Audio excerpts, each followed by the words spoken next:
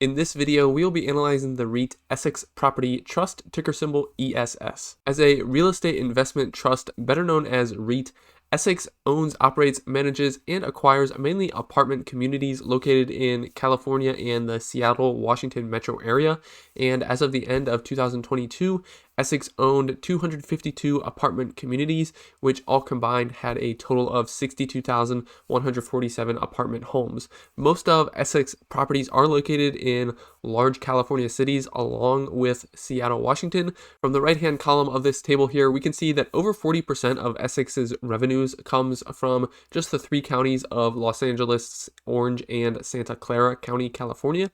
So they are pretty heavily concentrated in California and the West Coast in general. Essex recently announced their fourth quarter and full year 2022 results, so let's take a look at those. In 2022, revenues were $1.6 billion, which was an increase of about 11.5% year over year, and same property revenue growth was 10.3%. So this means that revenues for the existing properties grew, and as well, Essex acquired some new properties and grew their overall portfolio, which contributed some to the revenue growth as well. We can see the breakdown by county of same property revenue growth in the fourth quarter, and this first column here compares same property revenue in the fourth quarter of 2022 to the fourth quarter of 2021. So some counties certainly grew more than others, but as a whole, Seattle seems to be growing a bit faster than the California counties. We can also see the changes in revenue, operating expenses, and net operating income for the full year of 2022 compared to 2021 in the right-hand column of this table here, and it's split out by region. And this is just a comparison of the same property portfolio, so it doesn't include any acquisitions or dispositions. But the awesome thing is that revenues grew about 10%, but operating expenses grew less than 4%, which means that essentially their margins grew, and that caused net operating income to grow by about 13% year over year. Looking as well at funds from operations, better known as FFO, this is a common metric that's used instead of earnings or net income oftentimes when analyzing REITs, and we can see that FFO for the whole year was down just a little bit, about 2%. They also have this core FFO number that was up 16% year over year, and they tend to use this core FFO, management does, when discussing results. The company says that core FFO excludes items that are not a part of the company's core operating business, which it claims it gives everyone a better understanding and picture of how the business is doing. I am personally usually skeptical when management starts using adjusted type numbers, but I think in this case it sounds relatively reasonable. Another thing in 2022 is that the company actually repurchased $189 million worth of common stock, which is uncommon to see from a REIT in general. Normally, REITs consistently issue shares over time to fund their acquisitions or development, but aside from the merger with BRE Properties in 2014, Essex's shares outstanding have been relatively steady over the past 10 years. Certainly, it's not in a nice downward trend like we like to see with a lot of other companies, but it's also not in the upward trend that you tend to see in a lot of other REITs that dilutes current investors. Now we are going to take a look at Essex's balance sheet. I'm not nearly as knowledgeable about real estate companies, so I don't have as much insight on the balance sheet here, but we can take a look at some few basic items. First of all, we can see that their total property value is about $12 billion right now, and looking at debt, they have about $5.3 billion of unsecured debt and $600 million of mortgage notes, which gives them total debt of around $6 billion. And moving down to the bottom section here, they list their total partners capital as around $5.8 billion, which I think is pretty much analogous to a shareholders equity number that we would typically see on a balance sheet. So in terms of their relative debt to equity ratio, that looks to be at about 1 for Essex, which I think is pretty solid for a REIT. So in general, I'm not really unhappy with the balance sheet. I think I would like to see a little bit less debt, but it is a real estate company, so that's kind of an expectation for them to have a bit more debt. Looking now at the dividends, we can see they pay an annual dividend of $9.24, which gives them a current yield of 4.5%.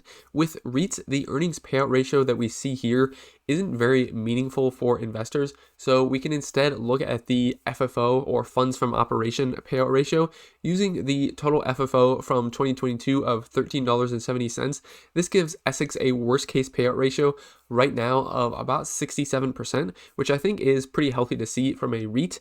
And talking about dividend growth as well, Essex has fairly decent dividend growth over the past 5 years at an average rate of 4.6% per year. The last few years, I think it was 2020 was a particularly slow year for dividend growth, which is not too surprising. If we look at the 10-year average dividend growth rate, it's 7.3%. So that means that over the last 5 years, that's sort of brought the 10-year average down. But hopefully, they have increased the dividend about 5% the last 2 years. So hopefully, I think, a 5% per year dividend increase rate would be pretty solid for Essex, combined with the 4.5% yield right now. And they do have a pretty long record of raising the dividend, having 29 years of consecutive dividend increases. So valuation is a little bit more difficult, at least for me, with REITs, but we're first going to take a look at the price to FFO ratio, which is used in place of the typical price to earnings ratio. Currently, using the worst case total FFO from 2022 of $13.70